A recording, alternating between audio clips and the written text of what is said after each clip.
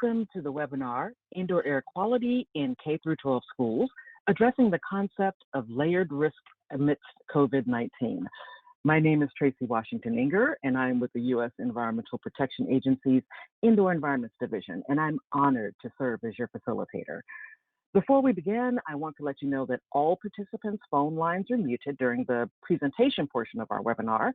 So please use the question or chat pane function in GoToWebinar to submit your questions or comments. There will be a robust question and answer period following the presentations. During this webinar, we will explore a variety of layered risk reduction strategies that schools can put in place to implement guidelines-based practices for ventilation, filtration, cleaning and disinfecting, and a wide range of environmental and health issues to reduce the spread of viruses, particularly COVID-19. This webinar is part of a free ongoing professional training webinar series, all of which are available online and on demand to view at your convenience. After completing each of the trainings, you will receive access to a personalized certificate of completion. Over the last few months, EPA has been presenting webinars specifically designed to address the most urgent issues schools are dealing with due to the pandemic. This webinar is being co-hosted by two partner organizations who have tremendous resources and are great allies for schools. To tell you a little bit more about their organizations, please welcome Larry Sloan from the American Industrial Hygiene Association, followed by Dr. Richard Shaughnessy with the International Society for Indoor Air and Climate. Thank you very much, Tracy. I just want to give a quick introduction to who AIHA is. We are a scientific society that represents scientists and allied professionals that are committed to preserving and ensuring occupational and environmental health and safety, both in the workplace and in the community. And nearly half of our 85 certified industrial hygienists, and we play a very integral role in helping schools and other workplaces to protect themselves against various occupational hazards, which of course include the COVID pandemic. This is an organizational chart that shows the various elements of the organization itself. On the left-hand side, which is the 501c6, is where we have our 8,500 members. On the right-hand side, we operate two foundations, which includes an education foundation that awards scholarships to students, both undergraduate and graduate, that are studying occupational health, and something called a guideline foundation that develops what are called emergency response planning guidelines. These are basically occupational exposure limits for the community. In the middle of the slide, we operate three limited liability corporations. One is a lab accreditation practice. Another is a proficiency testing program that basically asserts that labs are competent in what they're measuring. And finally, a registry, which includes a safety data sheet author registry. And in the lower left-hand corner, with our sister organization, ACGIH, we are the owners of the Journal of Occupational and Environmental Health, which is a peer-reviewed journal. And we also operate the Product Stewardship Society, which has its own membership and its own conference. Thank you very much. Back to Tracy. And Dr. Shaughnessy. Thank you, Tracy, and we're very happy to be part of this effort. The International Society Indoor Air Quality and Climate, known as short ISIAQ, has been around for almost 30 years now, and we're multidisciplinary, many backgrounds involved in the study of relationships between the indoor environment and health, well-being of occupants. We have somewhere in the order of over 900 members as of December 2020, and we do host the flagship international conferences of indoor air, which actually just wrapped up in Korea a week ago, and healthy buildings conferences every other year with that. Just a couple of remarks on the society. We're not too big a society that we forget what we're about. I mean, furthering science in its purest form, delivering practical implications to practitioners. That's really what we're about. And we do this without bias, without prejudice. We have no direct market pressure, commercial influences, and we're a vibrant society based on our members. Members consisting of scientists, academics, practitioners, students, and peers and friends. And the friends are plentiful. We have a picture here of Dr. Richard Corsi. Rich and I go way back, and with a post passed away recently, Jan Sundell, who was one of the founders of the organization. Rich is currently the Academy president, but he's the outgoing Academy president. And the incoming Academy president is Pavel Wargacki. I'd be remiss if I didn't comment on healthy buildings that we're doing in 2021. And believe it or not, we're going to go face to face with this conference. It will be in Hawaii, August 10th through 12th. We anticipate that things will be in better shape.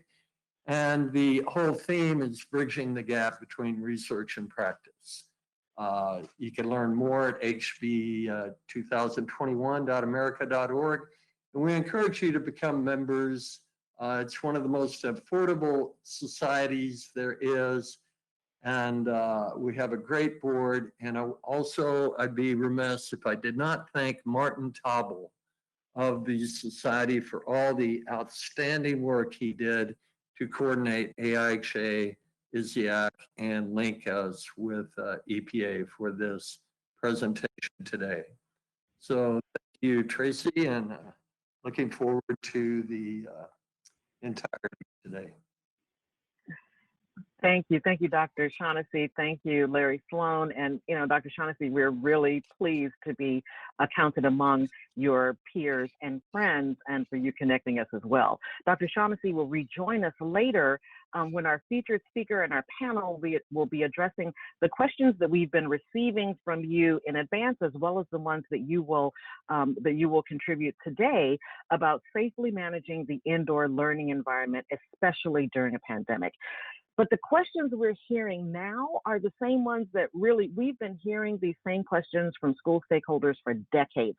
Everyone just basically wants to know, what are the best actions that we can take? How do we take them and where do we start? And that's why we at EPA developed the Indoor Air Quality Tools for Schools program. The best way to ensure a healthy, clean, safe indoor learning environment is by implementing a comprehensive IAQ management plan using EPA's IAQ Tools for Schools. This kit was developed with checklists and fact sheets and a variety of supporting materials to help you institute solid, sustainable practices and policies that address not just your current IAQ issues, but also help you tackle the future environmental and health challenges that you'll be facing. The framework for effective IAQ management demonstrates how school districts can implement the kit using 6 key drivers and successful strategies for continuous improvement. So the framework really is especially useful now when school districts are managing all of these diverse considerations from numerous sources to help you make sound health and science-based decisions. And those decisions right now require planning, organizing, and communicating across multiple sectors and disciplines and across multiple departments within a school district. In addition to the framework, the kit offers 7 technical solutions about how schools, about where schools can start, the foundation of where to start. These are the major IAQ issues that the kit and the framework can be used to address in order to achieve reliable, clean, efficient, safe, and healthy indoor learning environments in schools. During his presentation, our next speaker will provide specific strategies for applying this guidance and other resource materials to execute an effective multi-layered risk reduction approach. Dr. Richard Corsi is the Dean of the Mache College of Engineering and Computer Sciences at Portland State University. Prior to joining Portland State University, Dr. Corsi was a faculty member, department chair, and endowed research chair in the Department of Civil Architectural and Environmental Engineering at the University of Texas at Austin. Dr. Corsi is an internationally recognized expert in the field of indoor air quality, including indoor sources, chemistry, pollutant material interactions, and control. He served as principal investigator on 2 large projects related to indoor air quality in schools, including a 4-year study of high schools in Central Texas that was funded by the US EPA. His team has published nearly 270 peer-reviewed papers, stemming from 70 research projects and supervision of over 120 students. Dr. Corsi has been honored as a distinguished alumni of Humboldt State University and the College of Engineering at the University of California at Davis. He was inducted into the prestigious Academy of Distinguished Teachers at UT Austin. And he is, as Richard mentioned, the immediate past president of the Academy of Fellows of the International Society of Indoor Air Quality and Climate, bringing his considerable experience and generously sharing it with us. Please join me in welcoming Dr. Richard Corsi. Thank you. Thank you, Tracy. And thank you to AIHA and ISIAQ for organizing and hosting this webinar, and to EPA for facilitating. I appreciate it. These are great organizations, and I hope that everybody out there understands that. And I hope everybody out there is safe and your loved ones are safe as we kind of weed ourselves through this mess we're in right now. So I've done a lot of work with schools, as Tracy mentioned, and I do that because schools matter. Schools as an institution matter. School environments matter. 1 in 5 Americans spends time in a school every single workday. About 58 million students, K-12 school, who spend 1.6 to 1.8 years domiciled inside school buildings between K through 12th grade. That's a lot of time to be inside that type of building.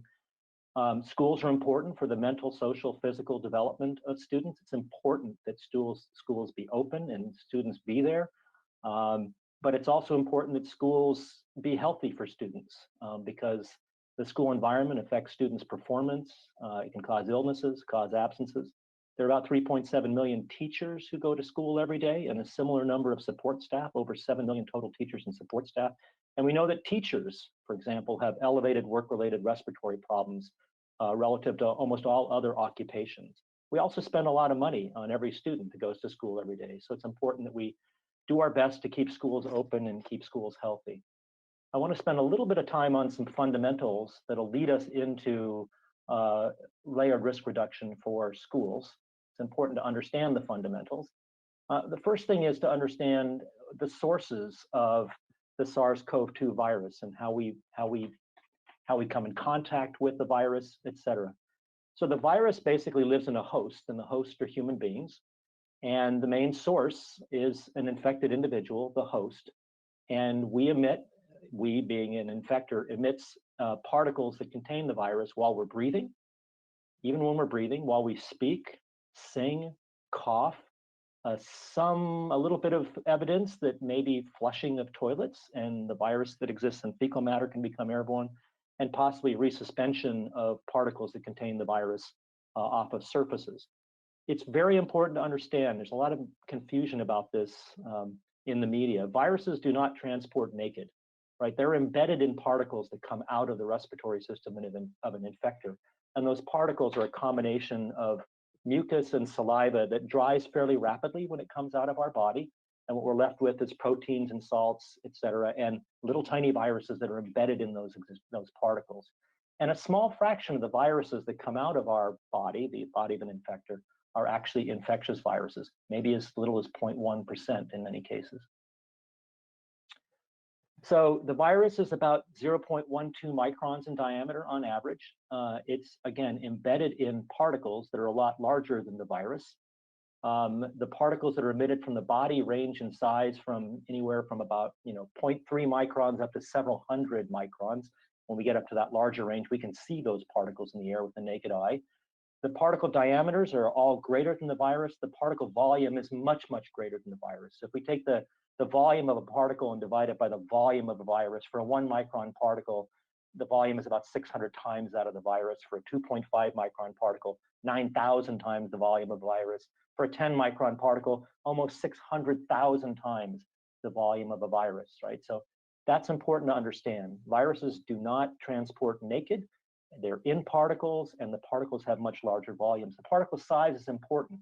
Particle size affects deposition of those particles that are virus laden onto indoor surfaces. It affects removal in filters, including masks.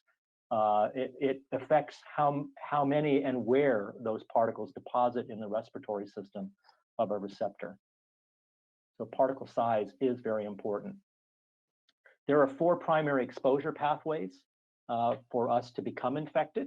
One is direct contact, which you can see in this image here. You're shaking hands with somebody who's infected, who perhaps had touched their hands to their mouth, and now you've got viruses on your hands, and then you touch your face. That's direct contact. I think most people are trying to avoid that these days, which is good. The second is fomite. Fomites are essentially viruses on contaminated surfaces. So somebody who's infected touches a surface with their hand that's got viruses on it, or respiratory droplets, or even small aerosol particles come out of the respiratory system and deposit on surfaces, and then you touch the surface. Close contact is when you're within, a few feet of an infector and they're breathing or speaking or coughing at you. And in that particular case, you're exposed to a very concentrated field in the near field of aerosol particles, small particles that stay suspended in air, as well as large respiratory droplets that can, splash onto your face or that type of thing, and then you touch them and get them in your mouth or nose. And then there's the far field. So if you look at 4 here, that's an individual that's not in close contact, but they're in the same indoor space where the aerosol particle levels are dilute relative to the person who's in close contact, but still there's aerosol particles that can accumulate in the indoor environment, and you inhale them. The particles themselves and the fate of those particles is important. Some of the particles deposit on surfaces in the indoor environment. Some are simply exchanged to the outdoor atmosphere with ventilation.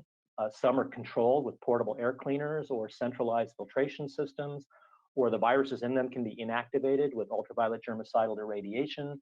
And then ultimately, what we don't want is those particles to end up in our respiratory system.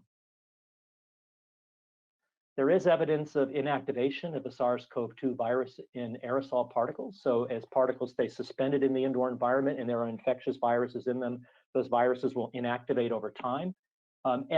At relative humidity and temperature conditions that are considered bad for the virus, in other words, sort of maximizing the inactivation time, the half-life is still pretty long. It's about 1.1 hours or greater. There's 2 papers out. One suggests 1.1 hours, the other one longer. These inactivation rates in aerosols, even under conditions that are the worst case conditions for the virus, give us a pretty low decay rate, much lower than typical ventilation plus filtration plus deposition to surface rates in almost all buildings except for perhaps poorly ventilated residences. So it's actually reasonable to assume no inactivation, and there's a little bit of a safety factor built in there for inactivation of particles in aerosols. If you decrease the relative humidity and temperatures, you can see on the left for the SARS-CoV-2 virus, the half-life goes up, which means that the decay rate goes down even further, again, forcing this sort of assumption that no inactivation in particles is probably a good assumption. It may not be a good assumption for surfaces, and that's important. Lower relative humidity causes a shift to smaller particles as the particles evaporate when they come out of our respiratory system. That leads to less deposition to indoor surfaces, more particles in air, and also deeper deposition into our respiratory system for smaller particles. So lower relative humidity can have those effects, and those can be quite significant. We don't talk enough about inhaled deposited dose. The inhaled deposited dose is really everything here. It's how many particles from an infector actually deposit in our respiratory system, and where do they deposit? And can we convert that particle number into a volume of basically particles that contain the SARS-CoV-2 virus? So the inhaled deposited dose is the concentration in our breathing zone of particles of size I. That would be the number of particles per liter of air. We multiply that by our respiratory minute volume, the amount of air that we take in per minute. That's B. We multiply that by the time that we're in the environment, that's T, and then we multiply that by the fraction of particles of different sizes that actually deposit in our respiratory system and where they deposit, all right? This is important. This relates to close contact exposure to aerosol particles, and it also relates to far field exposure to aerosol particles, both. The concentration of particles of size ICI is a function of emissions, how much is being emitted by an infector, whether we're wearing a mask or not, because here we're talking about literally the concentration in our breathing zone. And if we're wearing a mask, that means on the inside of the mask, between the mask and our mouth. The amount of ventilation affects the concentration in the air. The types of controls we have, filtration, et cetera, affects the concentration in the air. The extent to which particles deposit on surfaces, and that can vary a lot depending upon the environment and the nature of the particles, affects concentration. And the amount of time that an infector spends in the space affects the concentration. If an infector comes into a space and stays there for an hour, the entire time they're there, particle levels in the air are going to be accumulating. Virus-laden particles will be accumulating up to a maximum steady state. If they just come into a space for 10 or 15 minutes and leave, the concentrations aren't going to build up to as high of levels. The respiratory minute volume, we don't spend enough attention talking about. The volume of air we take in can have a big effect on our inhaled deposited dose. If you're engaged in heavy aerobic exercise, your respiratory minute volume might be 10 to 15 times what it is if you're just sitting in front of your computer listening to this right now. So if kids are running around on the playground at recess time and they're huffing and puffing and then they come right back into the classroom, they're going to have a much larger respiratory minute volume, and that can affect both emissions as well as uptake. Time in the space with an infector is important, and the deposition of particles, where they go, is a function of particle size, breathing mode, nose versus mouth, the activities we're engaged in, and the location is important, right? So now I want to get to schools and the concept of layered risk or dose reduction, keeping those fundamentals in mind as we go through this, right? So I'm going to talk about 8 possible, reduction interventions. One is to reduce the source, require masks indoors, distance from the source, ventilate, filter, disinfect both the air or surfaces, make use of time, innovate, and make use of time, make time work for us, and then educate. And what I'll tell you up front is if we do the right combination of these things, it's actually not that difficult to get greater than a 95% reduction in dose of aerosol particles that contain the SARS-CoV-2 virus in a classroom or other spaces inside of buildings. So we'll start with reduce the source. One of the parents, if you will, of the indoor air quality field is Max von Pettenkofer. Was Max von Pettenkofer. And in 1858, von Pettenkofer was quoted as saying, if there's a pile of manure in a space, do not try to remove the odor by ventilation. Remove the pile of manure. That doesn't mean that ventilation is not important. In fact, for our current situation, it's extremely important. But what it does mean is don't forget about the source. Don't forget about trying to remove the source or lowering the emissions that come from the source. Because if we can do that, we can lower that concentration, that very important part of the inhaled dose, that concentration in our breathing zone.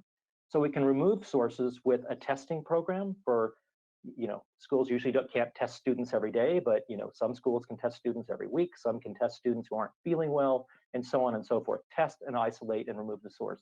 Require masks for all. We have to require masks for all because we don't know who the infectors are with this horrible infectious disease that has asymptomatic sources walking around, right? So require masks for all to reduce emissions, reduce concentration. De-densify if you can. Less occupants in spaces is better. That reduces the probability that there's an infector in that space. Innovate, right? That doesn't mean keep the kids home. There are ways that schools can innovate to try to de-densify, and I'm not going to get into all of those. Many of you that work in schools know what those methods can be. Eliminate certain activities like singing and aerobic activities in schools, at least until we get through this pandemic. And then reduce speaking to the extent possible. And I know that's really difficult in schools, but speaking is the main mode of emissions for asymptomatic infectors.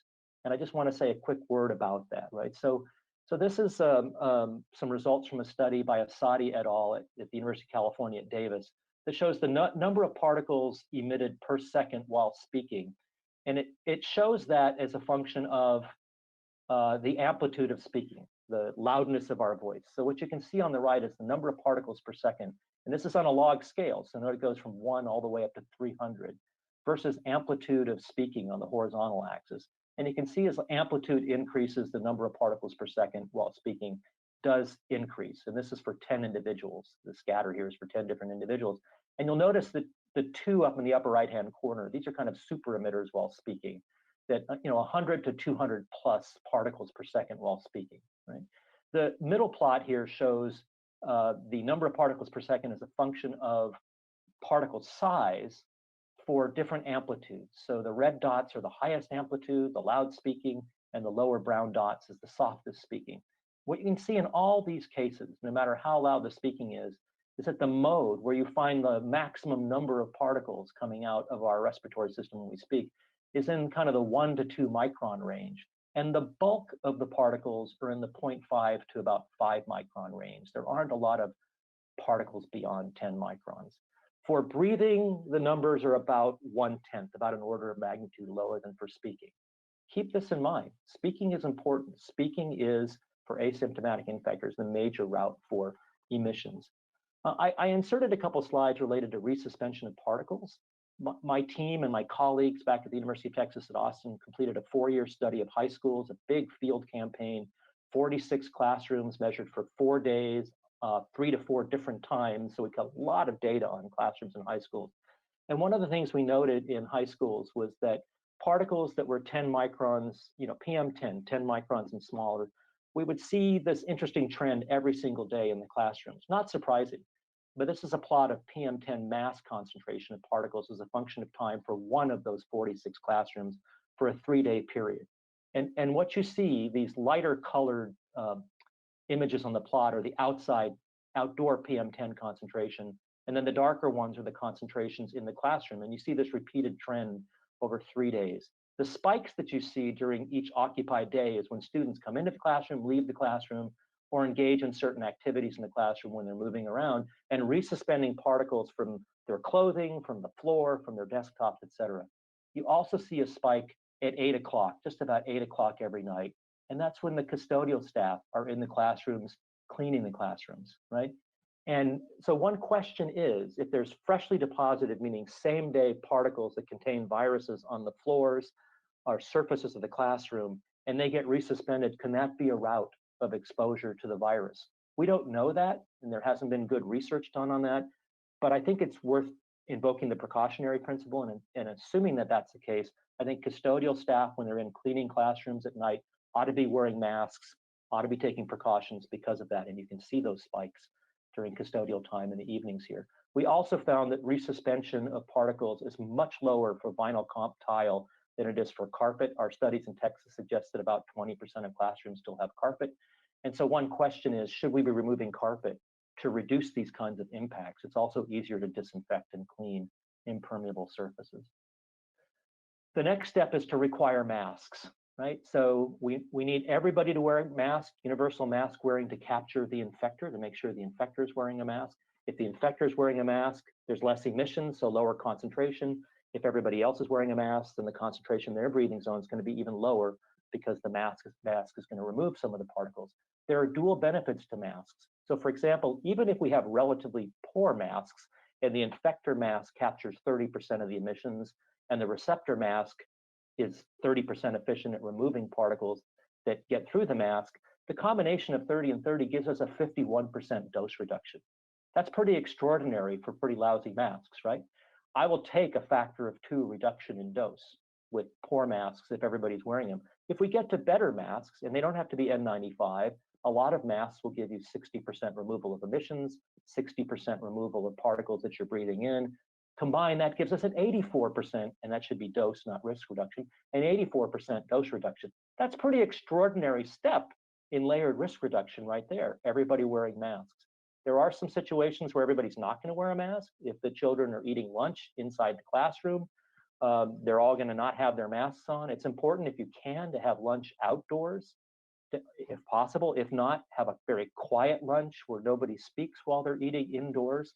The possibility of having rotating pods so that 1/4 of the class pulls their mask down and takes a few bites and puts their mask up, and then you rotate to the green team and the red team and the blue team.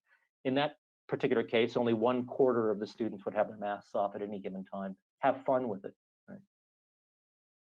There's a great website created by researchers at Colorado State University, John Volkin and team, that has information on the collection efficiency for different mask materials, and you can see a wide variation of all the different masks they've tested here. So you have things like bandana, which is this light blue, not so effective mask at the lower end, and the green that you see a kind of third of the way up is a gator, and then you get to better and better masks. So it's a great website. I put a link here for those of you that get these slides to go to that website. Provides information about the efficiency of different mask materials and also the breathability of those mask materials. Obviously, we want to wear masks that are up in this range, so we can be in that 60 equals 84 range that I just mentioned to you in terms of dose reduction. Distance from the source is important, right? When you're standing near an infector and they're breathing or speaking to you, or they cough, there's a concentrated plume that comes right at you, a concentrated plume of aerosol particles that can stay suspended in air, right? The further you are away, the more opportunity for that plume, not opportunity, but the more that plume will actually disperse. There'll be mixing from the rest of the room that kind of disperses that plume. And so by the time that plume gets to your breathing zone, the concentrations of particles in it are going to be much, much lower, that C value. Further away you are, the lower C, the lower the inhaled dose. That's very important to know. It's also important to recognize that particles don't just magically drop out after 6 feet. So if we look at the horizontal distance that a particle will travel just while it's settling 1.5 meters, with a reasonable free stream airspeed indoors of 5 centimeters per second, 5 centimeters per second. A 1 micron particle will travel 2.5 kilometers before it actually settles 1.5 meter. A 5 micron particle, 100 meters, so over 300 feet before it settles 1.5 meters. A 10 micron particle will travel 25 meters, so over 80 feet.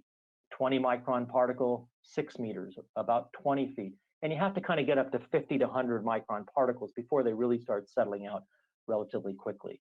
So a fundamental question is, how far should we be from infectors? Well, we don't know who the infector is, and so the question is really, how far should we be from everybody, assuming that anybody can be an infector? With masks on, I think indoors, sort of the 6-foot rule is sufficient. Obviously, again, the further the better for everything with respect to reducing concentration. Without masks, the further the better. There is some indication that perhaps for younger children, something on the order of 3 feet with masks is appropriate, and the evidence tends to suggest that. So it depends on age, it depends on whether you have a mask on or not, but the main point is the further away the better. Ventilation is critical, right? The best ventilation is if we can have class outdoors. That's fine in San Diego, it's not fine in Minneapolis in the wintertime. So do what you can, basically, in terms of having classes outdoors, as much time outdoors as possible. We can ventilate with mechanical systems where we control the amount of air coming in. Most schools have mechanical systems, some don't. Natural ventilation means being able to open windows and open doors to the outside, and then infiltration is basically uncontrolled airflow into a school through the building envelope, cracks in the building envelope, doors, windows, those kinds of things. It's hard to control that, but I'm going to come back to that in just a moment. If we're in pre-COVID times, the way we sort of design for ventilation, design for acceptable indoor air quality, is we go to ASHRAE 62.1 2019, which tells us for a type of room or a type of building, we ought to be ventilating with so many liters per second per person and so many liters per second per meter squared of space. So for classrooms, if you go to 62.1, it'll tell you 5 liters per second per person and 0.6 liters per second per meter squared. If we have 24 students and 1 teacher, so 25 people in a classroom, in a 60 meter squared classroom, so that's slightly larger than 600 square feet, it's a very typical area for a lot of classrooms I've been in. We come up with 161 liters per second of outdoor air coming in. That translates to 576 meters cubed per hour. And if we divide that by the volume of the classroom, we get an air exchange rate of about 3.4 per hour. And for most of the classrooms that I've studied, and we're talking about hundreds of classrooms, if you apply ASHRAE 62.1, the typical air exchange rates are kind of in the range of about 2.6 to 3.4 per hour, right? So that's kind of the range that's acceptable in pre-COVID times. Now, ASHRAE has a position document on infectious aerosols. They realized early on that this was an airborne disease, to their credit. So back in April, they put out this position document, and they basically say the following modifications to building HVAC operations should be considered: increase outdoor air ventilation, disable demand-controlled ventilation, where the system turns on and off depending upon occupants in the room, et cetera, and open outdoor air dampers to 100% as indoor and outdoor conditions permit. That's a bold statement. That means ventilate. That means ventilate buildings, right? And they make additional recommendations with respect to nature of filtration, portable air cleaners, the use of ultraviolet germicidal irradiation, the control of temperature and RH. I provide a link here for those to get the slides so that you can go and look at that document. It's a very powerful, important document. My experience is that many schools are underventilated or inappropriately ventilated. What I mean by inappropriately ventilated are things like you see in the images here, where you have actual air intakes where buses idle or where wet leaves accumulate on the ground, et cetera. Underventilated classrooms can lead to absenteeism. There's been good research that shows associations between underventilation and absenteeism in schools. The strongest association, by the way, in that research was for the younger students. It can affect performance. So Ulla Havernen-Shaughnessy and Richard Shaughnessy, who spoke to you earlier, did a great study of 100 Southwestern schools, found that 87% of the classrooms they tested were ventilated with less than ASHRAE 62.1 ventilation. That's remarkable number, right? And they also found that for each 1 liter per second per student increase in ventilation, there was an increase in both math proficiency, math scores, as well as reading scores. So ventilation affects the performance of children. The main point here is whether in COVID times or not, ventilation matters. We need to ventilate classrooms more. And now in COVID times, it becomes a matter of real sickness. These are air exchange rates from a recent study in high schools that my colleagues and students and I completed in Central Texas. This was very recent EPA-funded study. This is the 46 classrooms. And on the right, you see the occupied air exchange rate in per hour. The red line, remember, is roughly where we should be in most cases, with ASHRAE 62.1 designed for acceptable indoor air quality. A couple things to note on here. We have permanent and portable classrooms. The permanent classrooms in our high school study were woefully underventilated. The X here is the mean value. The line in the middle of the bar is the median value. And then you have the 25th and the 75th percentiles and the high and low in each of these plots. So woefully underventilated permanent classrooms. And this was in a generally affluent school districts. And then we have much higher air exchange rates in portable classrooms, but also much greater variability in the portable classrooms. So what you can see is that the permanent classrooms are underventilated by a lot, generally higher ventilation in these portable classrooms, but again, with high variability.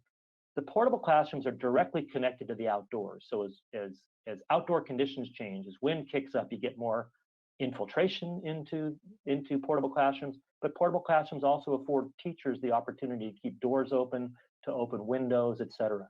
If we look at just infiltration into these classrooms, we look at nighttime conditions where there is no mechanical system on, there's no natural ventilation, and you can see at night very little air exchange in the permanent classrooms, very little infiltration, and huge amounts of infiltration in some of the portable classrooms. So this is one case where the portable classrooms might be an environment to take advantage of during COVID-19. They do provide opportunities for greater ventilation. There's been a lot of talk about carbon dioxide as a surrogate for ventilation. High carbon dioxide tends to indicate poor ventilation. High carbon dioxide generally means with poor ventilation, we have accumulation of other pollutants and body odors. We know there's productivity decrements at high carbon dioxide, cognitive effects, increased absences with high carbon dioxide. There have been some very good studies on this that show up to 10 to 20% increase in the normal amount of absences if carbon dioxide levels are about 1,000 ppm above background or outdoors. There's a concept called rebreathe fraction, and I want to introduce that in the lexicon of everybody who's out there today. The rebreathe fraction is essentially the fraction of air that you inhale with every breath that came out of the collective mouths of other people in the indoor space. And we can calculate the rebreathe fraction taking carbon dioxide measurements by measuring the carbon dioxide in the indoor space minus the carbon dioxide concentration outdoors and dividing by the carbon dioxide on breath, which on average, it varies a little bit, but on average is around 36,000 to 38,000 ppm, depending upon your diet. The higher the rebreathe fraction, the higher the probability of respiratory infections. And I'll show you a plot in just a moment that shows that. Lower carbon dioxide or lower rebreathe fraction in classroom environments basically comes about by lowering the occupancy or increasing ventilation. Those are the two ways we can do it. This is a cumulative distribution plot of carbon dioxide concentrations for K-8 schools in a large study that I did in Texas some years ago.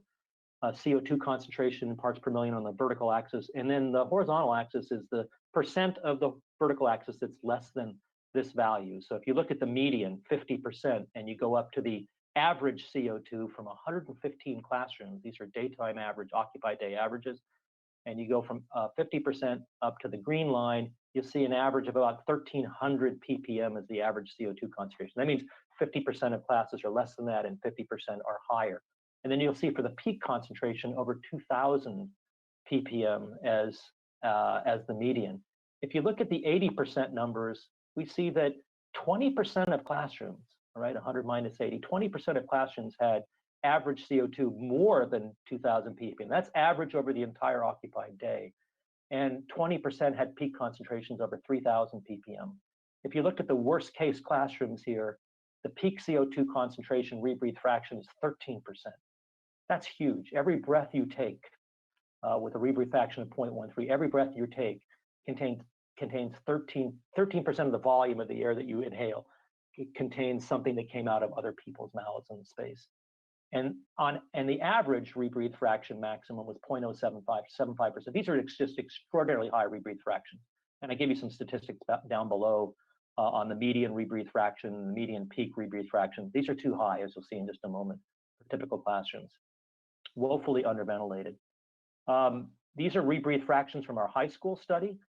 Remarkably, if you look at the median from our recent high school study, it's about the same as our K-8 study, which was a decade previous to this. So things haven't changed very much. The median rebreathe fraction is about 2.5 to 2.7%, or 0.025 to 0.027, similar to those K-8 classrooms. These are too high of rebreathe fractions in classrooms. You can estimate the probability of infection from a rebreathe fraction, and I've shown some plots here that are based upon a model developed by Don Milton at the University of Maryland and one of his graduate students. It's the Rudnick-Milton model, assuming one infector in the classroom. And I've done this analysis without masks and with masks. So I had to go in and adjust the Rudnick-Milton derivation a little bit to put masks in the equation. I assumed a quanta generation rate of 67 per hour for influenza. Don't worry about what that means. It has to do with the sort of infectiousness of what comes out of the respiratory system. And then based upon some calculations I've done for a number of different outbreaks, a reasonable value of 135 per hour for SARS-CoV-2, so more infectious than influenza. The plots you see here are probability of infection on a fractional basis on the vertical axis and then the rebreathe fraction on the horizontal axis. So you can see as the rebreathe fraction increases, the probability of infection increases in all the cases. For SARS-CoV-2 without a mask, we're on the yellow line. You can see we get up to 50% probability of infection of any individual in the classroom if we get to rebreathe fractions above 0.04. That's just unacceptable. For influenza, you can see that it's lower than SARS-CoV-2. And when we put masks on in both cases, we get a pretty dramatic reduction with an assumption about a reasonable mask, not a great mask, not a poor mask, but a reasonable mask. We get a really good reduction in the probability of infection. So if we look at 0.02 rebreathe fraction, that corresponds to a CO2 concentration of 1130 ppm in the space. That gives us for SARS-CoV-2 a 28% chance of infection without masks, 11% with masks on. If we go down to 0.008, so a 0.8% rebreathe fraction, CO2 concentration is just slightly less than 700 ppm. For SARS-CoV-2, I get 12% probability of infection without a mask and less than 5% with a mask. So ventilation is important to reduce the rebreathe fraction, and masks are also important. The next step in layered risk reduction is filtration. Again, filtration goes at lowering the concentration that's in the air. It's not going to have a big effect on close contact transmission, but it will have an effect on background transmission, so that background aerosol that can build up even if you're away from the infector. ASHRAE's statement on filtration in their most recent infectious aerosols document is improved central air and other HVAC filtration to MERV 13 or the highest level achievable. So the plot that you see here is a plot of fractional efficiency, removal of particles for different particle sizes, and we're really interested in particles that are to the right of this blue vertical line that I've drawn here at 1 micron. And then the numbers are different MERV numbers, the minimum efficiency reporting value through a standard ASHRAE test for different types of filters. So for MERV 13 filter, you can see that we're going to be in the 90% and above range if it's seated properly and working properly. These are theoretical curves. Theory doesn't always work. Conditions can be a lot worse. And although this is not for classroom environments, this is for residences in MERV 14 filters, where we should be on this black line that you can see up here for particles that are above, say, 3 microns. You see that they don't always work as they're supposed to, right? So the efficiencies can be considerably lower than where they should be. And generally the reason for that is bypass.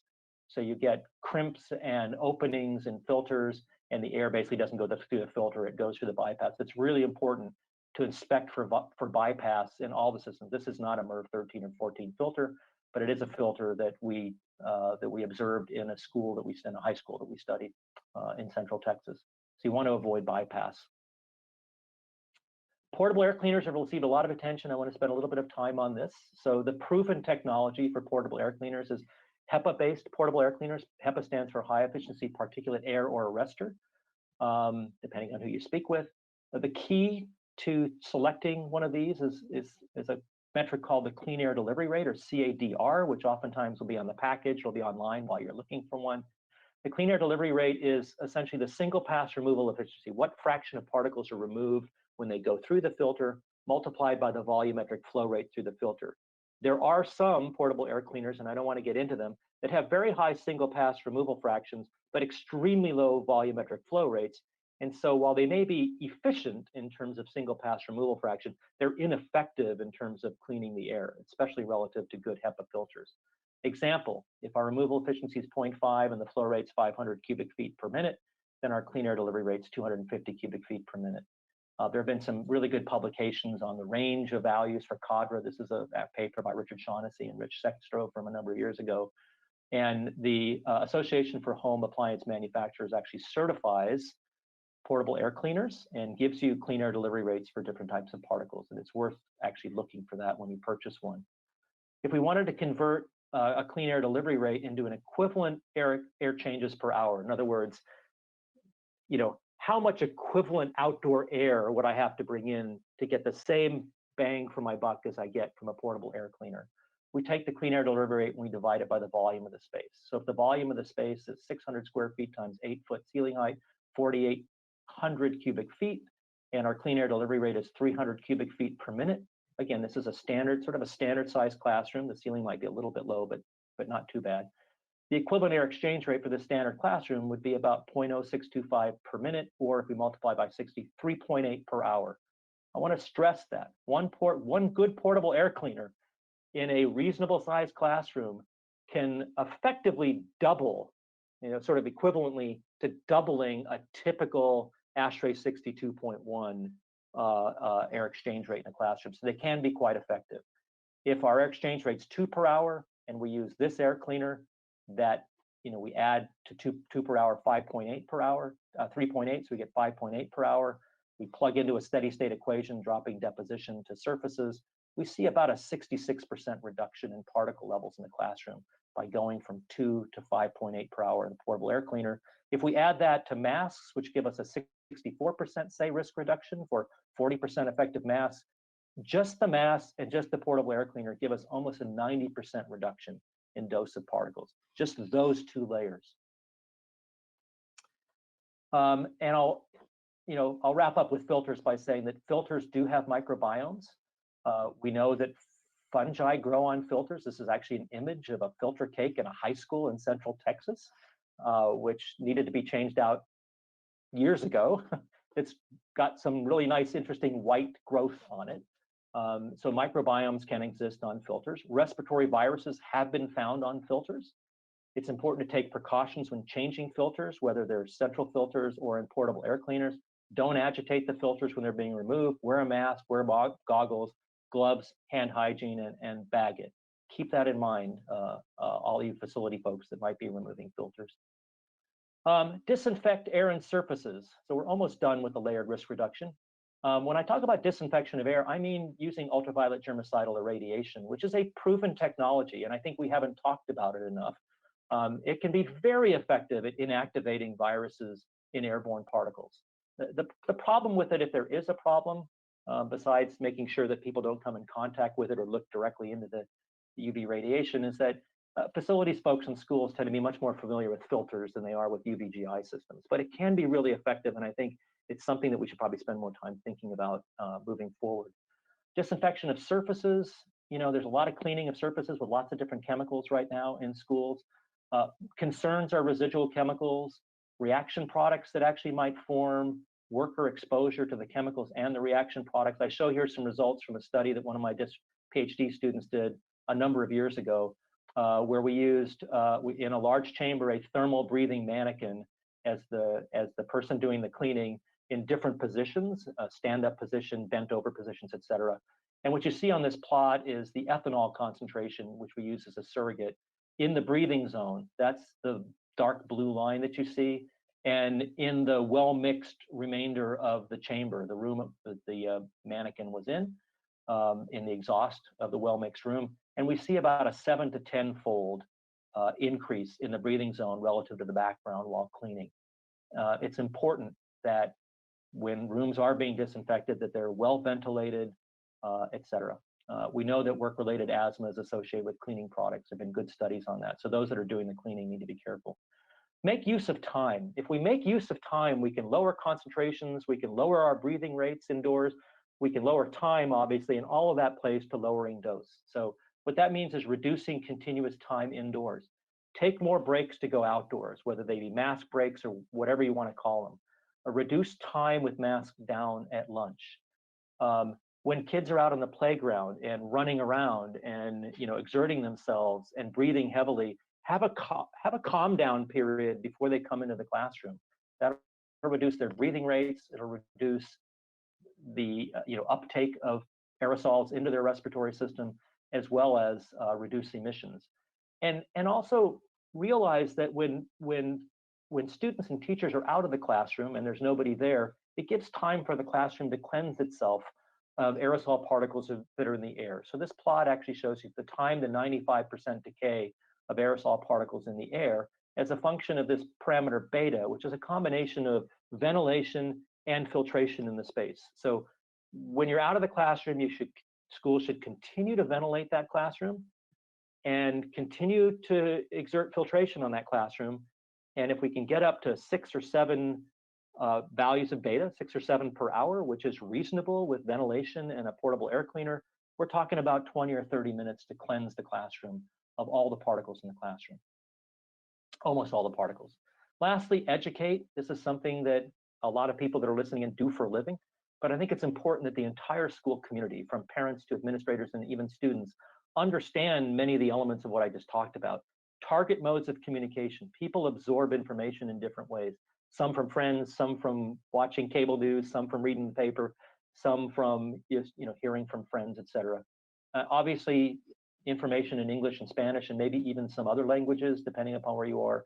And make use of existing tools. Explore the tools and use these tools to educate. And I want to end with just a few examples of a tool that some colleagues at the University of Oregon and I put together called the Safe Airspaces Pool. It's meant as an educational tool to teach you about these different layered risk reduction strategies, all right? It's based on respiratory deposition and risk, and I can't get into all the details today because I think I'm out of time effectively, but it is based on emissions, which can vary a lot from the infector, surface deposition of particles, ventilation, filtration, mask being used or not being used, the time and space, the volume of the space. It's a single zone model. A version of this for multiple zones is coming, is in the works right now. It's based only on far field. It doesn't include close contact transmission, which can be very important, especially without masks on, right? And we're working on a near field element to this model, but the model is very adaptable. So it's easy to kind of switch things in and out. And I want to show you how it works. First of all, on the previous slide, I've given you a link to this model. So if anybody wants to play around with the model, you can go to it right now and start using it. So scenario one is a classroom where we have no masks and the classroom is underventilated. So it's around 2 air changes per hour instead of, what the acceptable ventilation rate would be. It's 1.9 per hour. Nobody's wearing masks in the classroom. The model provides all sorts of information to the left. It takes values and metric that are on the right. The platform we're using only allows you to enter in metric, and unfortunately doesn't allow us to use lowercase either. So my academic friends are going to go crazy by seeing capital M for meters. But it takes the metric values, puts them in English units over here on the left. It gives you a summary of the estimation calculations. It shows you the path of the particles, how much were exhausted to the outdoor air. The green here is how many that were actually deposited on surfaces. The orange is what percentage of the particles that were released actually end up in the collective lungs of people in the classroom. It has a really nice diagram that shows you both particles and infectious viruses or virions that deposit in the respiratory system and our prediction of where they deposit, whether they be, say, the nose region or the lungs. It gives you concentration distributions. And what's important, and this is what I want to focus on, is this thermometer here. And the black dot gives you your current situation. The green dots are for different ventilation rates than you've chosen. The black dot is your current situation, and it tells you whether you're in a hot zone or not. So in this example that I've selected, and the numbers are not that important, but it's an underventilated classroom with no masks on, we're in a hot zone. This is a high extreme risk infection zone, right? So you can then play around with the model and say, what will it take to get me to lower this black ball way down here to the very low risk zone? That's what layered risk reduction is all about. So if I now say I'm going to wear masks, but it's still underventilated, you see that the ball drops from really high extreme risk all the way down to sort of high risk, but on the border of moderate risk just by wearing masks. All right. In this case, we assumed a certain mask effectiveness. If everybody wears masks, that gave us a 62% reduction in dose and a 62% reduction in risk for this scenario. So just putting on masks gives us this huge bang for our buck in the classroom. If we have masks and increased ventilation, now we're going from 1.9 to 5.7 air changes per hour, which is doable in a lot of schools. That's a tripling of the air exchange rate. We get down outside of the high risk area to the moderate risk area, almost down to the low risk area. So masks and ventilation, those two layers right there, improved ventilation and masks, gets us to a much lower risk than we started with, an 82% risk reduction. If we now have masks, increased ventilation, filtration, and this could be centralized filtration or filtration with a portable air cleaner. And let's say that during this this is a 2.5 hour period. Let's say we take a 20-minute mask break and also everybody goes outside, takes their masks off, gets a little bit of a break and comes back in. We're now down to the low risk category. There's still some risk of infection, but it's much, much lower than where we started to, a 92% risk reduction. 92% by wearing masks, ventilating more, and filtering. That's pretty extraordinary. And that's what I mean by we can do great things in terms of risk reduction with this layered risk reduction approach. And by the way, if you look at the donut here on the left, you can see about half of the particles in this case, even though we have a pretty high ventilation rate, half the particles are removed in the collective filters. All right, that's the yellow. Now we take a scenario 5, my last scenario. This is a 30-minute lunch break without masks on. All right, no masks. We are ventilating well, roughly 3 times what we started with. No filtration here. And what we see is that we're still at relatively low risk, and that's because we only have a 30-minute period. And so for short time periods without a mask on in a classroom, the risks don't become extreme. It's when we don't have masks on for extended periods in the classroom that risks really, really go up. And I just wanted to point that out. So for closure, I want to say that schools are critical for everybody. They have multiple benefits for children and for society and for parents. We need schools to be as safe as possible. Layered dose and risk reduction works, and we should be thinking with a layered approach to reducing risks. And there are a lot of tools that are available to educate and plan and use to educate your community. This is a newspaper article from 1918 from what was then the University of California Agricultural College, which is now UC Davis, 1918. And at the bottom of this article, it says, wear your mask, right? So step one to everything is make sure as many people are wearing everybody wearing a mask if possible. I do want to acknowledge once again ISIAQ, AIHA, US EPA, modeling partners at the University of Oregon, a number of colleagues who helped with information used in this presentation, a number of students who provided all the data from the Texas studies anywhere using this, and also my executive assistant, Brandy Cobb, for getting me here today. And I also want to say that there are a bunch of additional resources that people can use. ASHRAE has an epidemic task force document for schools. I put the link here. It's really good reading if you're a facilities person. EPA Tools for Schools, which Tracy mentioned, has a section on COVID-19 now. The Harvard School of Public Health has a great document on reducing risks in schools, which includes many of the elements that I just talked about. AIHA has a reopening guidance for schools. NIST has a model called Fatima that you can download for free. It does a lot of the things that I just mentioned that the model that was developed by University of Oregon and Portland State University does. So you can download that for free. CU Boulder has put together a great aerosol transmission estimator that you can load. And this gives results similar to the result I showed for infection in classrooms as a function of rebreathed fraction. And then there's a number of scientists that have gotten together and created a fact sheet for COVID-19 aerosol transmission. A fairly large number of scientists, and CU Boulder again sort of organized these scientists together, involved scientists from all over the world that are helping provide information to the public. So that's all that I have, and I appreciate your attention. I certainly couldn't cover everything about schools. That would be a all-week workshop, but at least maybe this primes the pump and gets us started. Thank you, Dr. Corsi. More than priming the pump and getting us started, just a tremendous amount of terrific information. And many of the things resources that you saw there are links to those in the chat box so that you can easily access those resources. And, just a few more resources before we turn to our Q&A. And I want you to know we are on for another 30 minutes of Q&A with our expert panel. So if you have the time, please stay with us. Also know that this will be this webinar is being recorded for on demand so that you can return to it. And we have far more questions than we could get to, that we would ever be able to get to today, but we will be following up with technical assistance emails to all of those of you who have registered so that we can keep the learning going. But for right now, you've seen here the risk reduction strategies that Dr. Corsi presented really require implementing a combination of administrative and engineering controls in schools. And that successful coordination is really imperative. So use the Tools for Schools key drivers to help provide, they provide those practical strategies to help you operationalize everything that you've heard. And the technical solutions in our preventive maintenance guidance give really specific steps, guidelines, and recommendations for all of the layered strategies that you heard here.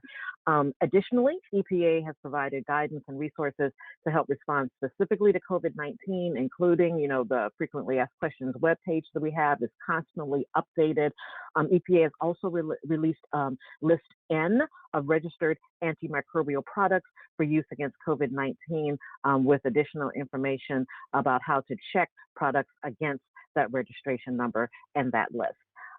And we in the Indoor Environments Division at EPA have provided a number of continues to provide support to schools by distributing information and resources targeted at the school's community. And that includes links to guidance from our program materials, as well as our federal partners like CDC, as well as partner organizations like ISIAQ and IAHA. So please avail yourself of all of our resources. We have an abundance of them. And so as you're listening and presenting your questions, know that there are many, many resources to help you find answers to those and to address all of the targeted issues that you're facing right now with COVID-19 and beyond. And then finally, at the end of this webinar, please fill out the evaluation, after which you will receive your certificate of completion. We read every evaluation, and it is how we determine what our next subject matter is going to be for webinars and to support you. So let us know what you need through that evaluation so that we can provide it for you. And with that, we will turn to our Q&A panel. And, joining us today, we have just a phenomenal panel of folks, starting with welcoming back Dr. Richard Shaughnessy, who is an internationally recognized expert in indoor air quality and the director of the Indoor Air Quality Research Program at the University of Tulsa.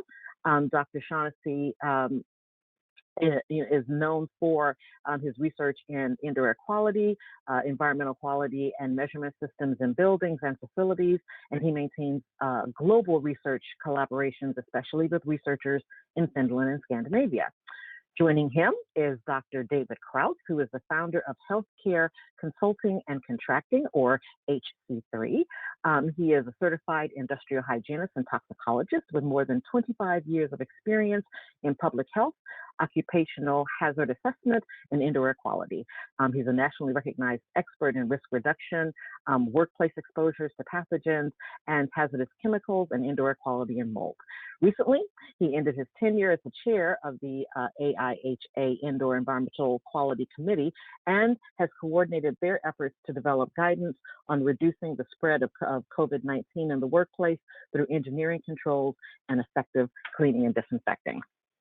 And then finally, joining them on the panel, and usually I try to edit down by bios so that for time, but in times like these when we're facing so many challenges, this is such a great story that I want you to hear the full story of Principal Richard M. Gordon. He is an award-winning educator and principal of Paul Robeson High School for Human Services in West Philadelphia University City Section of Philadelphia. And in 2012, the School District of Philadelphia's budget deficit during the city's historic and unprecedented financial crisis crippled the public city budget throughout the entire system.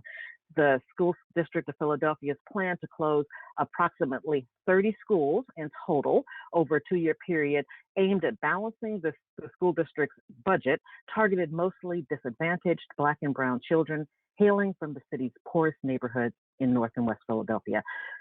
Since Paul Robeson High School was one of the schools that met that criteria, the School District of Philadelphia slated Paul Robeson High School for permanent closure in 2013. Spared at the 11th hour, Paul Robeson High School was placed under the leadership of Principal Gordon, whereby his transformative and innovative leadership led Paul Robeson High School to be recognized as the 2017 most improved high school in the city of Philadelphia.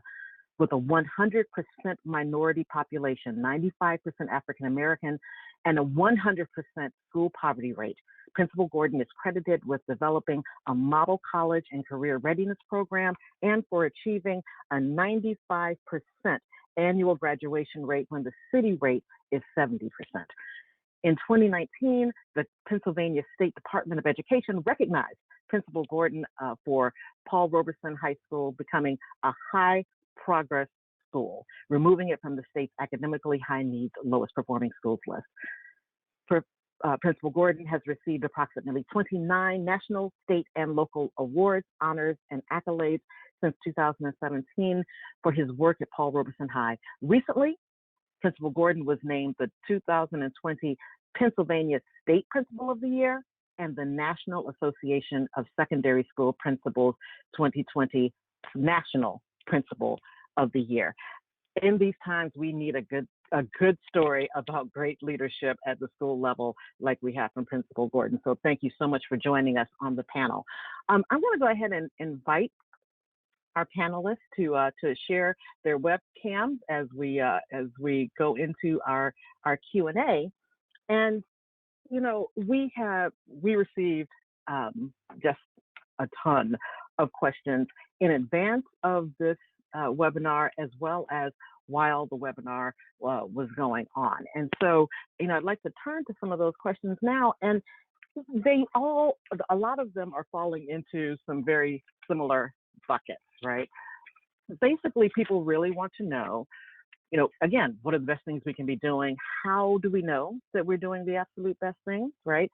And so one of the questions that I think is a great umbrella question to kind of start with, and it really is about sort of regardless of the HVAC type that you have, what are some of the considerations that schools need to take to be taking to determine the best way to optimize things like ventilation in their schools. And so the question here is, how can a school that's main building is over 60 years old and has basically a boiler heating system possibly economically and efficiently improve its indoor air quality?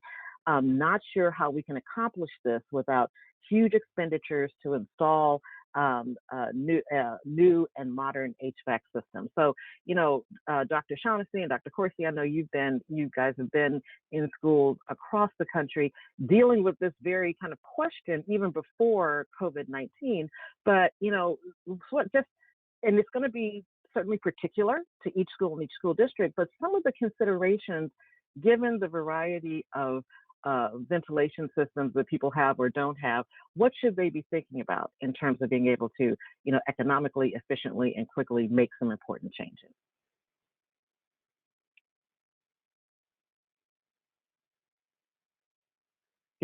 I know it's a big question. You're on mute, Dr. Coursey. I was kicking it over to Tall Richard because it looked like he wanted to answer. Tall Richard, Dr. Shaughnessy. Well, I think it begs the question, that we all have on our mind is that schools can only do what they can do with what they have. And whereas we are giving them a set of parameters to try to work with without any additional funds directed in that way, at least in the immediate future. I would say what they need to do is optimize the system in place. And that's about the best thing they can. I'd like, it's wonderful to say 100% outdoor air and to be able to go that route. But many systems are incapable of doing that. Depending on the temperature, whether you're in the Northeast or you're in the Northwest or where it's very cold, I don't know how you simply go 100% outdoor air with an existing system, such as the question that you brought up here. So maximize, optimize, do with whatever resources you have to do better. Rich, I don't know how you feel about it, but I understand the recommendation to disable demand controlled ventilation, but at the same time, the way schools are set right now with so many variable occupancies going on within the school, and there's been quite an investment to get to DCV. I think there's a way to optimize the setback point and to still employ demand control ventilation, at least to keep track better in the schools. I'm not sure what you think on that. Yeah, so back to the original question, I would say use the tools that you have. I mentioned, wearing masks, physically distancing, portable air cleaners. Those can, as I showed you, those can get you a long way, no matter what your mechanical system is doing. So keep that in mind. Do what you can.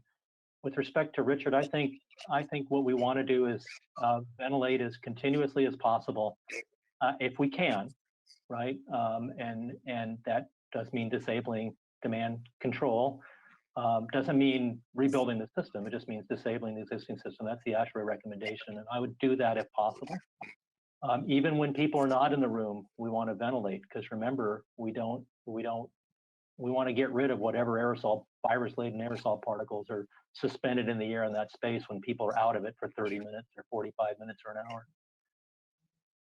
I also want to congratulate Principal Gordon. I'm in awe right now, so he's my hero of the day. Yeah. Same here. Same here.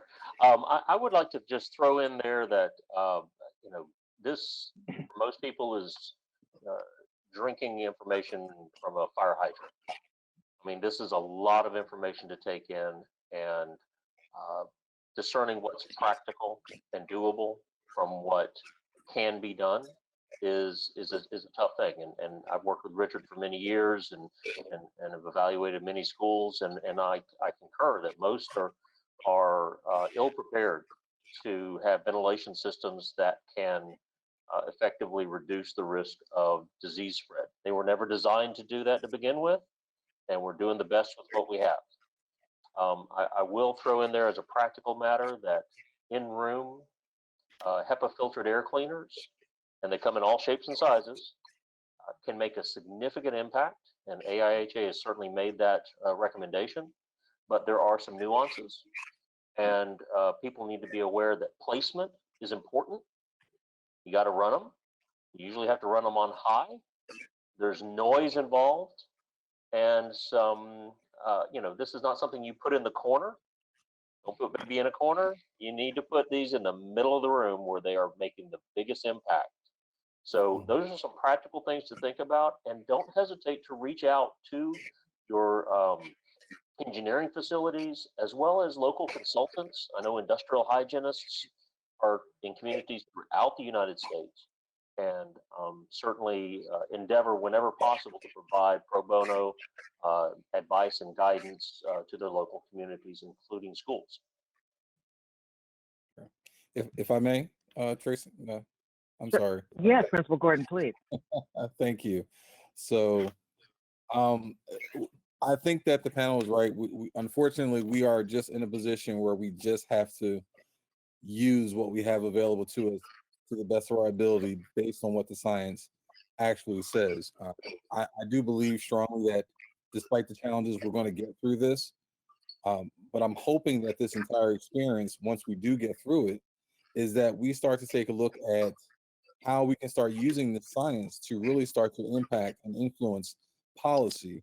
I think the bigger issue, at least from the schools that I've had the experience in, is taking a look at like these older buildings, and that policy is that traditionally we kick the can down the road before we decide to do anything to renovate or revamp these buildings for the sake of health.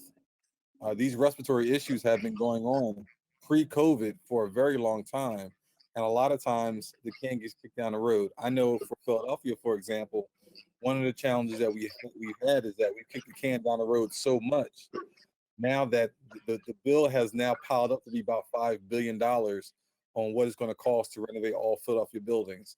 And that's from decades and decades and decades of kicking the can down the road. So I would hope that all of us, from every organization, from every school organization that's here on the panel, as we get through this situation and we continue to work together and use what we have available to us, is that we use this experience to break that traditional thought and start to really advocate with our school districts, with our community organizations, and with our city governments on trying to figure out how can we break this traditionalism of kicking the can down the road and start realizing that this is only the current step in a long line of issues that will continue if we don't start addressing the environmental issues that are impacting and influencing the quality of education that's happening across the country. Dr. Corsi laid it out that once you start addressing these environmental issues, you see an improvement of performance with a lot of our students. As you've heard my story, that's what I've seen in my own personal experience. And now we're talking about something that now we're going to have to rely on science to really continue to push forward that progress even further so that everyone can remain safe and healthy for the next emergency that comes down the road. So something else is going to come even after this, once we get through this pandemic.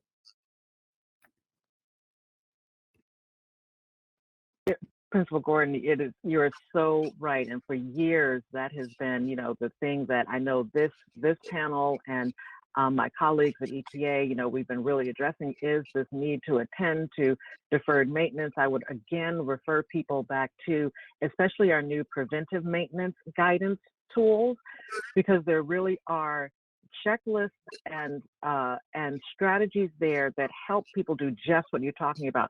start that baseline assessment of understanding and knowing what your current system capabilities are and improving from there. So tailoring and customizing a response that is going to be best for you. And thank you, David Krause, for bringing up the portable air cleaner issue again too, because that is one that we have tons of questions on. And so I would just invite you, David, you laid out a few steps there and some considerations, and I would invite the rest of you to kind of comment more around portable air cleaners as well, especially around questions people have. The kernel of the questions really have to do with the relationships that air cleaners have to either replacing outdoor air ventilation, or how they can be used, how they're best used in concert with both mechanical ventilation, as well as questions like now with windows, with operable windows open or windows closed. How do the other elements of ventilation, how are they related to your choices about air cleaners, and then how you are then adjusting your other ventilation sources because of the portable air cleaners? So just some tips around that. Well, AIHA has really recommended that they be used as a supplement to ventilation. So ventilate as much as you can, because that removes both particulate contaminants and gaseous contaminants. And so one of the other things that we recognize is that we are, or we should be, using more cleaners and disinfectants in the classroom. Many times those can provide, give off odors or fumes, which under bad conditions can actually cause some respiratory irritation. So we want to be able to ventilate that out as quickly as we can. And HEPA filters aren't going to remove that from the air. They will remove the aerosols that can contain the virus. So it should be used as a supplement. And I would say under most conditions, more is better, up until about 12 air changes per hour. And beyond that, you're really hitting the point of diminishing returns. I agree with everything that David just said. There are cases where we can't increase ventilation substantially, and I think portable air cleaners play a significant role in those scenarios. As an example, not COVID related, but in Oregon, we suffered some horrible air quality due to wildfires in the middle of this pandemic, where people were told to ventilate, but you shouldn't ventilate, because if you ventilate, you're going to bring wildfire particles in. And in those scenarios, using portable air cleaners or multiple portable air cleaners can dramatically particle levels, whatever the source is, indoors. So I also want to add that I believe so much in HEPA-based portable air cleaners, and I don't usually make recommendations on which ones to purchase, but if you purchase the right ones for the right spaces, they can have a dramatic effect on the far field, the sort of accumulation of aerosol particles in the environment. I've purchased about 20 portable air cleaners to put in conference rooms and office suites in the building that I oversee at Portland State University, and our university has purchased a very large number of portable air cleaners to put in classrooms that are less than 1,000 square feet on our campus. So, and I agree with David, they're supplements, right? Do the other things right first and use the portable air cleaners to supplement. They can be really great at reducing dose and risk in the right spaces if used properly, as David said. Exactly. And there are, believe it or not, there are some that are more industrial grade that are used in remediation for mold or asbestos or lead. Now, an important thing to remember here is don't let somebody take something that's just been used in an asbestos abatement and put it in a classroom. Unfortunately, these are industrial pieces of equipment. Sometimes they've had bad filters or filter damage, and you can find contaminants downstream. So ideally, you prefer new equipment. If not, then they need to be taken apart, cleaned, disinfected, decontaminated, and then put back into operation. So that's another aspect, is that there is larger scale equipment. Most of the air cleaners we're talking about are maybe 300 cubic feet per minute, maybe a little bit larger. You can get some industrial size equipment that could handle maybe 2 classrooms. That would be in 1,000 or 1,500 cubic feet per minute. So there are other options out there as availability is pinched. Okay. So you touched on something there quickly, David. Just so you know, people at how do I know how many portable air cleaners I need in a space? What's the quick calculation on that? Richard actually had a very good presentation on that just a few minutes ago and hit right on that. But roughly speaking, for every square foot you have, you need about for every square foot, you need about a cubic foot per minute of air, 1 CFM of air to achieve 6 air changes per hour. Okay. And if I may ask, how much is the cost for a unit? Dr. Corsi, you talked about you bought these units. How, like for an average school, what would the cost for an average unit to use in a classroom? Yeah, I mean, go ahead, Richard. One thing I would really point out, you know, made mention of it. We wrote a paper on it, 14 years ago, but it still kind of holds true on effectiveness of portable air cleaners. And I advise people that want more information to take a look at that because it's written in very practical terms. And one of the things that Rick Shardy mentioned was AIHA. AIHA is the Association of Home Appliance Manufacturers.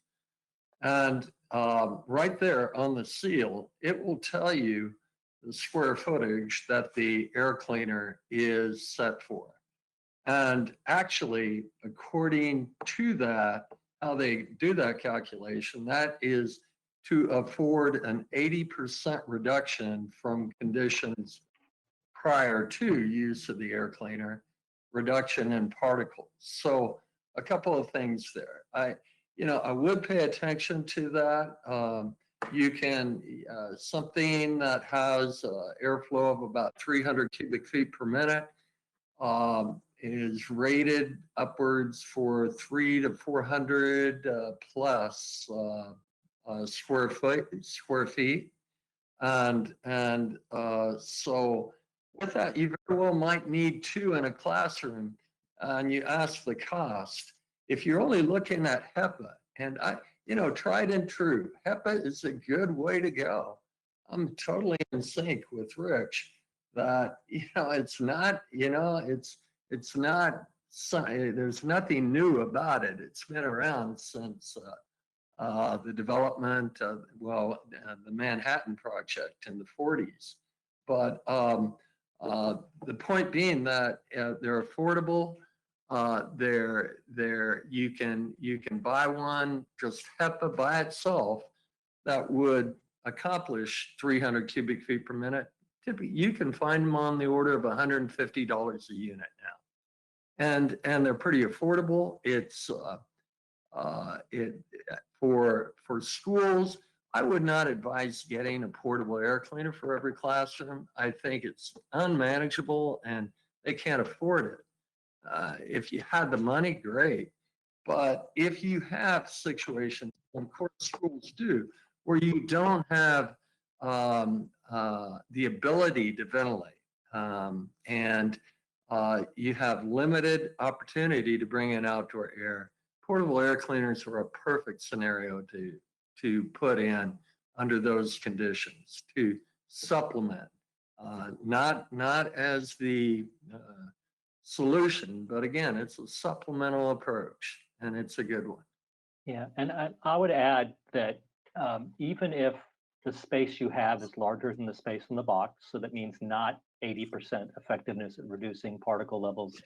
The example that I gave to you was not 80%. It was about 60% reduction in particle levels in the air and dose. That's still good, right? You take masks and 60% reduction from a portable air cleaner and whatever you get from ventilation, you're getting up to 90% risk reduction right there, at least dose reduction. The other thing I would say is that Joe Allen in the Harvard School of Public Health and I wrote an op-ed piece in the Washington Post a few months ago. We estimated it would cost about $1 billion investment, to put a portable-based HEPA air cleaner in every classroom in the United States. When you think about, that seems like a lot of money, but we spend a whole lot more money on other things in this nation. So, it's a matter of whether we're willing to invest in schools as a nation. There is a replacement cost, which we haven't mentioned for filters. The replacement cost for filters can vary a lot depending upon the specific HEPA filter that you purchase, but it can be as much as $100 plus for replacing the filter in some of these units. So there is that sort of continuous replacement cost every so many months. Yeah, and briefly on the, go ahead, Rick. Let me just say one thing, Rich, to follow up on that. If ever there were a time to beware as a consumer and buying portable air cleaners, now is the time. That's why we keep saying tried and true HEPA. There are many, many different types of technologies and devices being touted right now. And without the data, I'd strongly recommend that you go with the tried and true proven. HEPA is what we're talking about here for particulate nature. And there are just too many other devices out there that, ionization. I know there were questions about ionization, Tracy. It's been around a long time. Historically, it is not as effective as HEPA.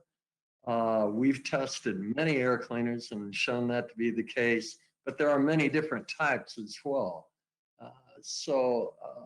And there's the concern over unintentional production of ozone, which is the last thing we want to do to add one more problem to the current situation that we have. Back on the question of pricing, we've actually done this for several clients, critical infrastructure, even some schools. And one thing to think about is maybe not just purchasing, but it's the ongoing maintenance, operations, cleaning, filter changes. When you have this type of equipment, it essentially becomes a virus magnet.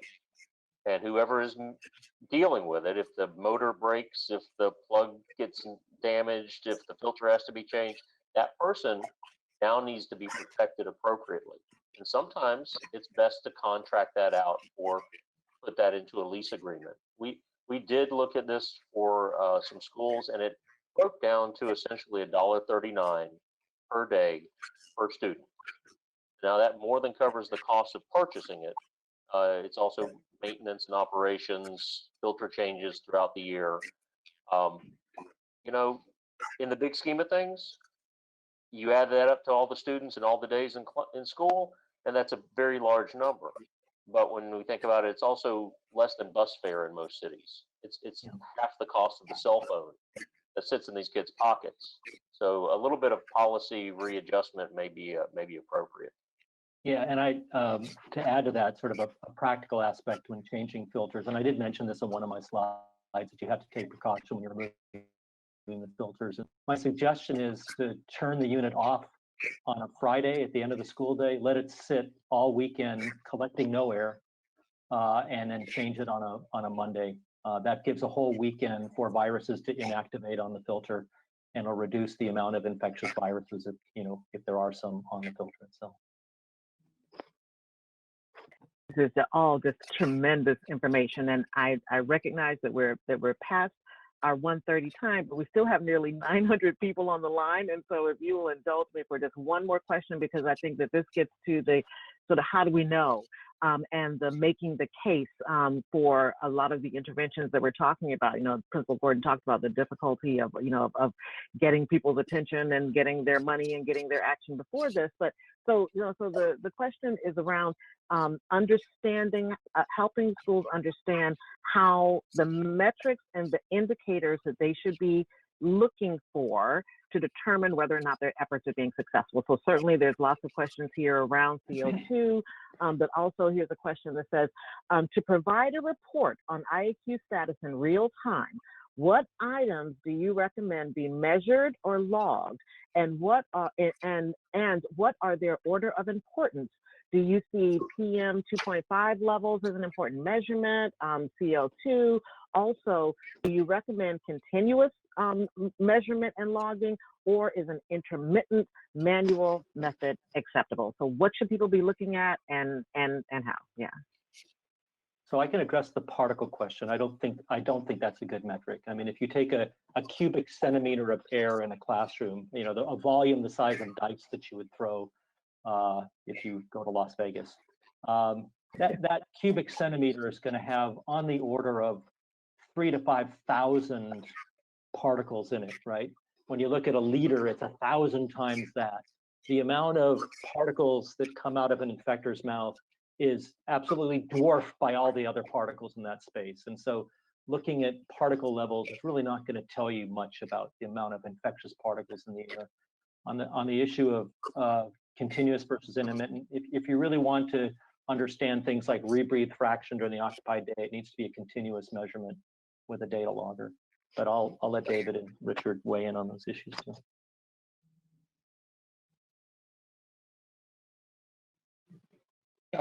Yeah, I agree. Carbon dioxide, everything, it's simple to say, put out these guidelines, but then how do we know we're achieving them? And that's important. It doesn't matter whether it's a school or a movie theater or an office or wherever you're going now. You wonder, are they? I went to a gym the other day and I said, how are you ventilating now? How are you filtering? And they looked at me with a blank look, no idea whatsoever. And the point being that validation is something that's being missed in the equation. I talked about this for you before, Tracy, related to cleaning and disinfection. At least looking at cleaning effectiveness. With ventilating, carbon dioxide is a good surrogate. It's one that you should pay attention to. And if you have monitors in place already related to DCV, at least continue to use those to determine, are you achieving what you're hoping to when you're bringing in as much outdoor air as possible. And so all of that, it's validating. Go ahead, Rich. I think the one thing to think about it would be just measuring the viruses real time in the air, but we don't have that ability. That tool does not exist right now, and so it's as a practical matter, you implement the systems. You implement the systems as best you can. You can measure airflow. You can evaluate filter bypass. You can ensure that the equipment is ideally or effectively positioned, and then you move on to the next one, because this is there's no rule book here. There's no plan. There's no playbook. We are using the fundamentals that we know from other contaminant control methodologies and metrics and applying it to this, and then putting as much safety factor and robustness as we can. I would encourage folks to spend their time and efforts, because there's only 24 hours in a day and so many people out there, to get systems in place rather than getting the perfect system in place. Yeah, So, and I'm sorry. I just wanted to jump in, and I hope I don't cross over to you guys' area of expertise. I don't want to pretend I even know half the stuff is in your minds, but I know one of the challenges that we have in our schools is that because of COVID, it's now suddenly important to do these air balance, testing and assessments. And so obviously looking at the standards that, we're looking at, what are the cubic feet per meters of airflow, and the standard of being 15, but a lot of our buildings are coming in at 5 and below. And that's the challenge. And so really the question, like I said, the existence of being able to assess what's in the air right now is not available. I think my bigger issue for as an administrator and as a teacher would be taking a look at how can we improve that airflow, as quickly as possible, and how can we do more testing rather than having it be something that's done once every so often, just because there's an emergency, rather it being it should be something that's part of our usual policy and procedure on a regular basis in schools, which right now it's not happening, particularly in schools that are older buildings as well. And that's the biggest, to me, again, that's the bigger issue of what we can control and why that's not being done. We've got to do more to kind of influence policy and that kind of policy change. Yeah, I was going to add, one of the school districts that I've worked with recently in Central Texas had, as I showed you in some of the results, severely underventilated classrooms. These are relatively new schools, many of them. They weren't old schools. So it's not just old schools that have problems. We actually showed the school district the issues with ventilation in their classrooms. We measured a wide swath of pollutants as well, everything from speciated volatile organic compounds to dissolved particles, mold and air, plasticizers, flame retardants, et cetera. And we showed the school the results from the underventilated classrooms, which had very high levels of these pollutants. They actually took action and they increased ventilation in those wings of those buildings and specific high schools. We went back and took measurements again and showed them the dramatic reductions in all of those pollutant levels. That was very convincing for them to see that, to say, oh my goodness, we've reduced the amount of exposure of the students in our schools by 75% by doing this. And just anecdotally, when we looked at volatile organic compounds, there were 2 that we found in every single classroom at some of the highest concentrations in every single classroom. And those 2 chemicals were from Axe body sprays that high school students use. They were dihydromercenol and linalool alcohol. And that became, in many ways, our tracer for classrooms, because we knew we could find those chemicals in every single classroom. And just, fascinating. So it's also not, when we talk generally, it's not the sources associated with school materials all the time. It's not the sources associated with outdoor air. Sometimes it's the sources that children bring into the classroom, that students bring into the classroom on them.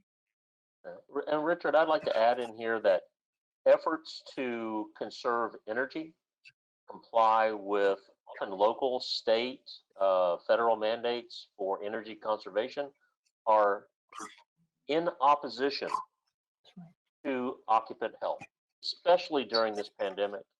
And long term, it costs money to introduce outside air, period.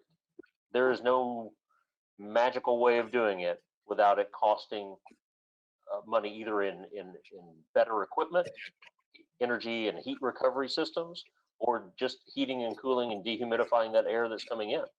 So something everybody needs to brace or prepare themselves for is that as we ventilate, we will use more electricity, energy, fuel to overcome and deal with that increased outside air. There's no other way. David, I'm so glad you introduced that, because that's one of the reasons why integrated energy efficiency management is one of our 7 technical solutions. Because as we say all the time, these things work interdependently. And when you're focusing on one thing, it doesn't mean that you're ignoring the other thing, but it does mean that you're taking into consideration that there are going to be impacts there.